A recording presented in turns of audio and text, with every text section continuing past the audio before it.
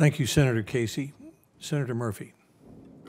Thank you very much, Mr. Chairman. Thank you all for your willingness to serve. Mr. Rutledge, last year, this committee and Congress passed the 21st Century Cures Act, which included in it some major reforms to the nation's mental health laws. Probably the most important of the reforms included in that section of the bill was one that built on the country's mental health parity law passed in 2008. This committee recognized that while insurance companies technically stated that you had mental illness benefits comparative to physical health benefits, the administration of those benefits was not equal. There were more red tape and bureaucracy being put up in front of people receiving mental health benefits than for non-mental health benefits.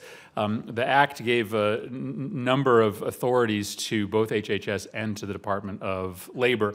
And the administration has worked to implement some of these new requirements, like conducting a convening of interested stakeholders to develop an action plan for improved coordination and enforcement. I just wanted to ask you if you're aware of the provisions that you would oversee in this new capacity related to mental health parity, and if we can count on you to help implement the remaining portions of that law that the administration has not moved forward with yet. Senator, thank you for your question.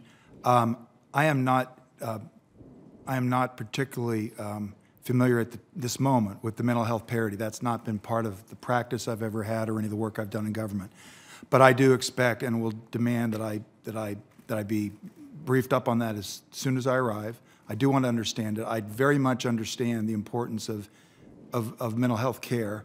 I have had experiences in my life where I've represented people who sought medical care for what they call soft tissue issues, which are harder to diagnose, and were thrown, blocks were thrown up in their path, and I helped people get over those.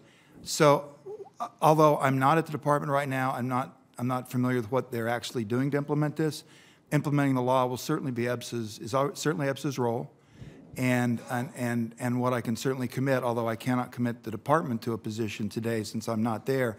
If I'm fortunate enough to be confirmed, I can certainly commit that I will faithfully implement the law to the best of my ability, and that's the recommendation I'll always have for Secretary Acosta. I look forward to working with you on this. Thank you for that. Thank you, Senator. Mr. Rutledge.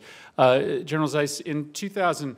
Thank you for your willingness to serve as well, General. In 2015, the South Carolina legislature took up a bill called the Second Amendment Education Act, and there's reporting suggesting that you were a supporter of that piece of legislation. I have no issue with school kids being taught about the Constitution or drilling down on particular parts of the Constitution, but one provision of this act required, and I quote, "The state superintendent of education shall adopt a curriculum developed or recommended by the National Rifle Association." It does not seem appropriate to me that any political group should be able to write curriculum for our nation's students. So let me ask you to speak for yourself with respect to your support of that legislation, and ask you specifically whether you think that it's appropriate for political organizations to be given the power by law to write curriculum for America's students.